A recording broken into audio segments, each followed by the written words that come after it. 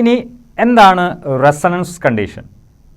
ഒരു പക്ഷേ ഈ ഒരു വേർഡ് നമ്മൾ മുമ്പേ കേട്ടിട്ടുള്ളതായിരിക്കും. Resonance condition. ഒരു ഡിവൈസ് മാക്സിമം ഔട്ട്പുട്ട് തരുന്നുണ്ടെങ്കിൽ ആ ഒരു സിറ്റുവേഷനെ വിളിക്കുന്ന പേരാണ് റെസണൻസ് കണ്ടീഷൻ. നമുക്ക് സൈക്ലോട്രോണിൽ നിന്ന് മാക്സിമം ഔട്ട്പുട്ട് കിട്ടണമെങ്കിൽ പരമാവധി കൈനറ്റിക് എനർജിയോടുകൂടി പരമാവധി വെലോസിറ്റിയോടുകൂടി ആ ഒരു അയോണിനെ, ആ ഒരു ചാർജ്ഡ് പാർട്ടിക്കിളിനെ നമുക്ക് പുറത്തേക്ക് എടുക്കാനായിട്ട് സാധിക്കണം. മാക്സിമം കൈനറ്റിക് എനർജി അല്ലെങ്കിൽ മാക്സിമം വെലോസിറ്റി ആ ചാർജ്ഡ് പാർട്ടിക്കിളിന് അറ്റൈൻ ചെയ്യാൻ പറ്റുന്നുണ്ടെങ്കിൽ സൈക്ലോട്രോൺ എന്ത് കണ്ടീഷനിലാണെന്ന് പറയാം? റെസണൻസ് കണ്ടീഷനിൽ ആണെന്ന് പറയാം. ഇനി അങ്ങനെ ഒരു കണ്ടീഷൻ നമുക്ക് ഒരു സൈക്ലോട്രോണിന് ഉണ്ടാക്കിയെടുക്കണമെങ്കിൽ എന്തൊക്കെ കാര്യങ്ങൾ ശ്രദ്ധിക്കണം?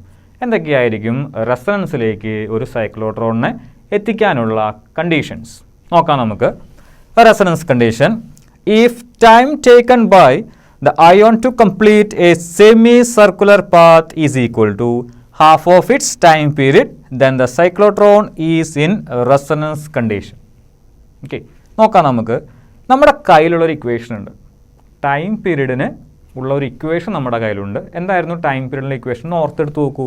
ടൈം പീരീഡിനുള്ള T C equal to capital T C equal to 2πm divided by QB.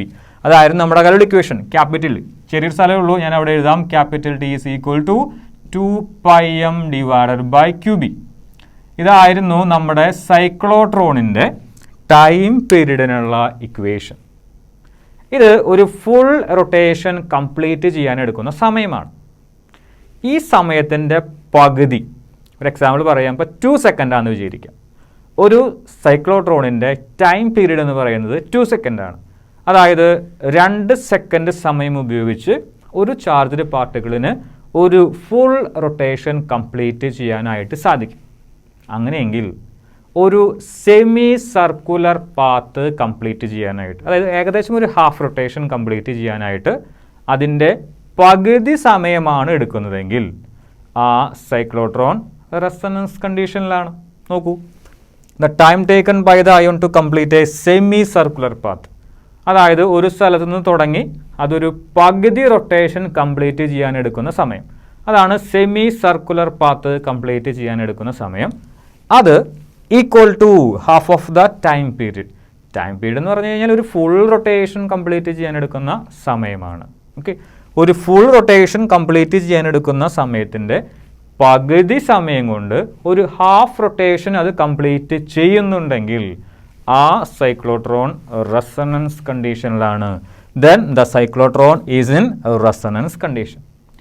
Half rotation complete ചെയ്യാൻ എടുക്കുന്ന സമയത്ത് ഞാൻ സ്മോൾ ലെറ്റർ ടി എന്നാണ് എടുക്കുന്നത്. Small letter T is equal to half of the time period ആണ്. Capital T divided by 2. Capital T എന്താ? 2πm divided by QB. ഒരു by 2 കിടക്കുന്നുണ്ട് അവിടെ. Into 1 divided by 2. 2 ക്യാൻസൽ ചെയ്തു പോയി, ബാക്കി πm ഡിവൈഡഡ് ബൈ QB.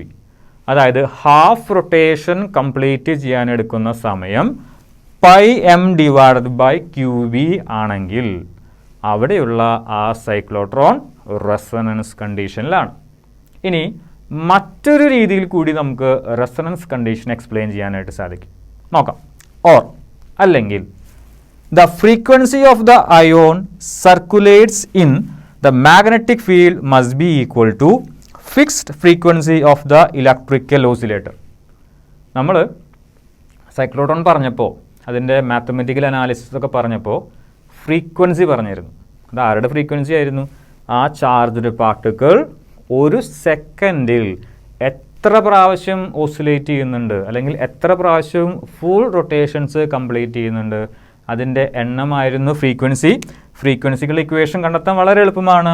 ഈ ടൈം പീരീഡിന് റെസിപ്രോക്കൽ എടുത്താൽ മതി. അതായത് F is equal to QB divided by 2πm. ഇതായിരുന്നു നമ്മുടെ സൈക്ലോട്രോൺ ഫ്രീക്വൻസി. ശ്രദ്ധിക്കണം, cyclotron frequency charged particle magnetic ഫീൽഡിന് പെർപെൻഡിക്കുലർ ആയിട്ട് പോകുന്നത് കൊണ്ട് സർക്കുലർ മോഷൻ അറ്റൈൻ ചെയ്യും.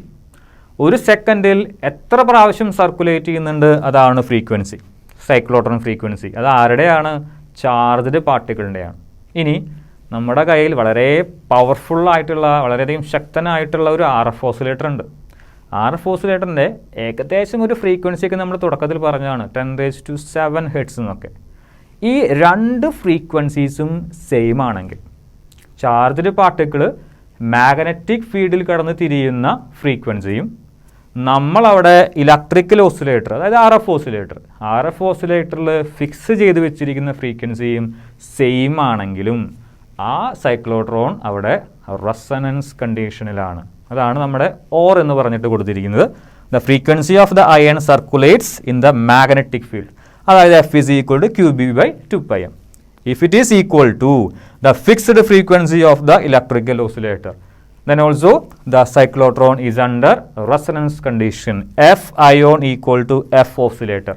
അയോൺ അല്ലെങ്കിൽ ചാർജ്ഡ് പാർട്ടിക്കിൾ അവിടെ സർക്കുലേറ്റ് ചെയ്യുന്ന ഫ്രീക്വൻസിയും നമ്മൾ അവിടെ കണക്ട് ചെയ്തിട്ടുള്ള RF ഓസിലേറ്ററിൻ്റെ ഫ്രീക്വൻസിയും ഈക്വൽ ആണെങ്കിലും അവിടെയുള്ള സൈക്ലോട്രോൺ എന്ത് കണ്ടീഷനിലാണ്? റെസൊണൻസ് കണ്ടീഷനിലാണ്. അപ്പം ഇത് രണ്ട് രീതിയിൽ പറയാം. റെസൊണൻസ് കണ്ടീഷൻ രണ്ട് രീതിയിൽ പറയാം.